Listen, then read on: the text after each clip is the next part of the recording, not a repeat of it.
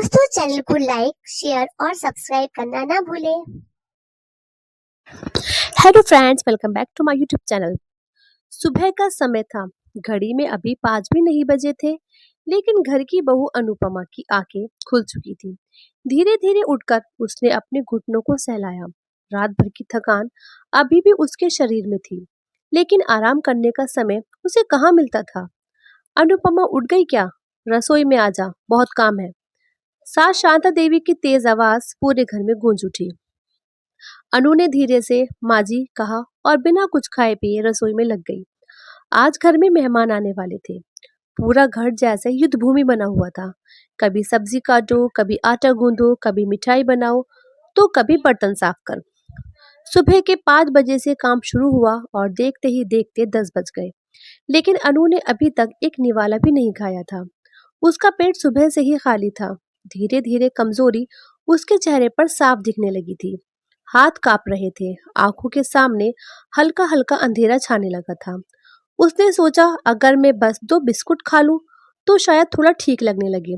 वह धीरे से स्टोर रूम में गई, डिब्बा खोला, हाथ बढ़ाया।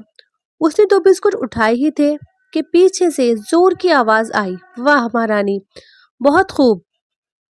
मेहमान आने वाले हैं और बहू जी को अपनी भूख की पड़ी है। अनुपमा घबरा गई। उसके हाथ कांपने लगे। माँ जी, मैं सुबह से। वे कुछ बोल ही रही थी कि चटाक एक जोरदार थप्पड़ उसके गाल पर पड़ा। बहाने बनाना तो कोई तुमसे सीखे, काम नहीं होता और खाने की जल्दी रहती है। शांता देवी गुस्से में बोली। अनुपमा की आंखों से आंसू बहने लगे। उसका गाल लाल हो चुका था, लेकिन दर्द सिर्फ गाल में नहीं था, दर्द उसके दिल में था। अब ठीक है, भर गया पेट?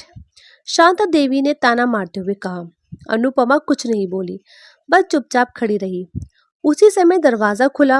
अनुपमा का पति यानी कि घर का बेटा राघव अंदर आया। वह ऑफिस से छुट्टी लेकर जल्दी घर आया था क्योंकि मेहमान आने वाले थे। लेकिन जैसे ही उसने अनुपमा का चेहरा देखा, उसके कदम वहीं रुक गए। ये क्या हुआ अनुपमा? उसने हैरानी से पूछा। अनुपमा ने तुरंत आंसू पोंछ लिए। कुछ नहीं, बस ऐसे ही। लेकिन राघव समझ गया था कि बात कुछ और है। उसने गुस्से में अपनी माँ की तरफ देखा। माँ, आपने फिर? शांता देवी बोली। क्या फिर? कुछ नहीं किया मैंने। ये बहू तो बस नाटक करती है। राघव का चेहरा गुस्से से लाल हो गया। नाटक? माँ, ये सुबह से काम कर रही है, आपने इसे कुछ खाने तक नहीं दिया। अरे घर की बहू है, काम करेगी ही ना। शांता देवी बोली। काम करेगी, लेकिन इंसान है, मशीन नहीं। राघव की आवाज पहली बार इतनी तेज हुई थी। अनुपमा डर गई। राघव, रहने दो, बात मत बढ़ाओ, उसने धीरे से कहा। लेकिन आज राघव रुकने वाला नहीं था। नहीं अनु, आज बात होगी। वह अपनी माँ के सामने आकर खड़ा हो गया। माँ, आपने मेरी पत्नी पर हाथ कैसे उठाया? शांता देवी भी गुस्से में थी। तो क्या हुआ? बहू है वो मेरी। राघव की आंखों में गुस्सा और दर्द दोनों था। बहू है, लेकिन इंसान भी है। घर में सन्नाटा छा गया। पहली बार किसी ने शांता देवी को इस तरह जवाब दिया था। अनुपमा रोते हुए बोली। राघव प्लीज, मैं ठीक हूँ। लेकिन वह ठीक नहीं थी। उसका शरीर भी टूट रहा था और दिल भी। राघव ने उसका हाथ पकड़ा। चलो पहले कुछ खा लो। अनुपमा ने हिचकिचाते हुए कहा। नहीं, मेहमान आ जाएंगे।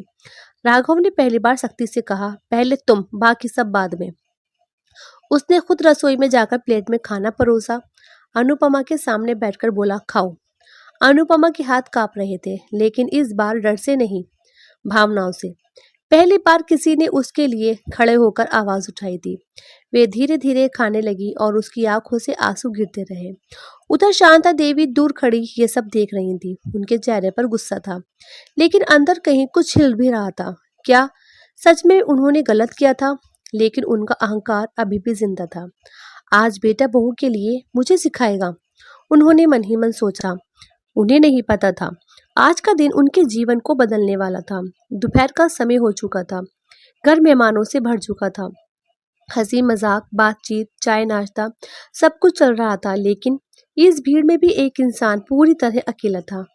अनुपमा वही रसोई में खड़ी थी। हाथ काम कर रहे थे, लेकिन दिमाग कहीं और था। गाल पर पड़ा थप्पड़ अभी भी जल रहा था और दिल पर लगी चोट उससे भी ज्यादा। राघव ने उसे खाना तो खिला दिया था, लेकिन क्या इतना काफी था? क्या एक प्लेट खाना उस अपमान को मिटा सकता था? अनु जल्दी कर, चाय लेकर आ। शांता देवी की आवाज फिर गूंजी। अनु ने माजी कहा और ट्रे उठाकर बाहर चली गई। ड्राइंग रूम में सब लोग बैठे थे। जैसे ही अनु चाय देने लगी, एक मेहमान ने मुस्कुराते हुए पूछा, अरे बहू, तुम ठीक तो हो? चेहरा थोड़ा उतरा हुआ लग रहा है। अनु ने तुरंत मुस्कुराने की कोशिश की। जी, बस थोड़ा थक गई हूँ। तभी शांता देवी बीच में बोली, अरे आजकल की लड़कियां ना थोड़ा काम क्या कर लें, थक जाती हैं। सब लोग हंस पड़े, लेकिन अनु की आंखें झुक गईं। राघव ये सब देख रहा था, उसका खून खौल रहा था, लेकिन मेहमानों के सामने कुछ कह नहीं पा रहा था। कुछ देर बाद सब लोग खाने की टेबल पर बैठ गए। अनु ने सबको खाना परोसा, सबकी प्लेट भरी, लेकिन खुद के लिए कुछ नहीं लिया। राघव ने देखा, अनु तुमने खाना नहीं लिया? मैं बाद में खा लूंगी, उसे धीमी आवाज में कहा। नहीं, अभी बैठो, राघव ने कहा। शांता देवी तुरंत बोली, पहले सबको खिला ले फिर खा लेना। राघव ने गहरी सांस ली, लेकिन इस बार उसने कुछ नहीं कहा, क्योंकि वह समझ गया था ये लड़ाई सिर्फ एक दिन की नहीं है। रात हो गई, मेहमान चले गए, घर में शांति छा गई। अनु थककर कमरे में आई। उसके पैर जवाब दे चुके थे। वह बिस्तर पर बैठते ही रो पड़ी। क्यों? वह खुद से पूछ रही थी, मैंने ऐसा क्या किया है? तभी दरवाजा खुला। राघव अंदर आया। उसने अनु को रोते देखा और उसके पास बैठ गया। अनु, उसने धीरे से कहा। अनु ने आंसू पोंछे, मैं ठीक हूँ। झूठ, राघव ने कहा। कुछ पल दोनों चुप रहे। फिर पहली बार अनु टूटकर बोली, मैं थक गई हूँ राघव। राघव चौंक गया। मैं हर दिन कोशिश करती हूँ सबको खुश रखने की, लेकिन फिर भी मैं गलत ही रहती हूँ। उसकी आवाज कांप रही थी। सुबह से भूखी थी मैं, बस 2 बिस्कुट ही क्या थी मेरी। राघव की आंखें भर आईं। नहीं अनु, गलती तुम्हारी नहीं है। फिर किसकी है? अनु ने दर्द से पूछा। राघव चुप हो गया, क्योंकि जवाब उसे भी पता था। कुछ देर बाद उसने कहा, अनु अगर तुम चाहो तो हम अलग रह सकते हैं। अनु ने चौंक कर उसकी तरफ देखा। क्या? हाँ, राघव बोला। मैं तुम्हें इस सब में और नहीं देख सकता। अनु की आंखों में आंसू आ गए, लेकिन इस बार उनमें एक अजीब सा डर भी था। नहीं राघव, उसने धीरे से कहा, मैं घर तोड़ने वाली बहू नहीं बनना चाहती, लेकिन खुद को तोड़ देना ठीक है? राघव ने पूछा। अनु चुप हो गई। उसी समय दरवाजे के बाहर कोई खड़ा था। शांता देवी। वह पानी लेने आई थी, लेकिन अंदर की सारी बातें सुन ली थी। उनके हाथ कांप रहे थे, दिल तेजी से धड़क रहा था। ये क्या सोच रहा है राघव? उन्होंने मन ही मन सोचा। अलग रहना? उनके पैरों तले जमीन खिसक गई। उन्होंने पहली बार सोचा, क्या मैं सच में इतनी गलत हूँ? उन्हें याद आने लगा कैसे उन्होंने सालों पहले खुद भी ये सब सहा था अपनी सास से।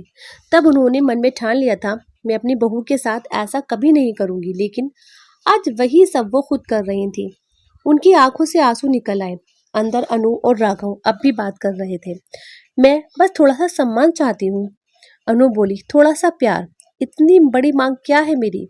राघव ने उसका हाथ पकड़ा। नहीं अनु, बिल्कुल नहीं। बाहर खड़ी शांता देवी ये सब सुन रही थी और हर शब्द उनके दिल को चीर रहा था। उन्हें पहली बार एहसास हुआ, मैंने अपनी बहू को नहीं, एक इंसान को चोट पहुंचाई है। उनका अहंकार धीरे धीरे टूटने लगा, लेकिन क्या वो सच में बदल पाएंगी? आगे की कहानी सुनने के लिए कमेंट में नेक्स्ट पार्ट लिखें और वीडियो को लाइक, शेयर और चैनल को सब्सक्राइब करें। धन्यवाद।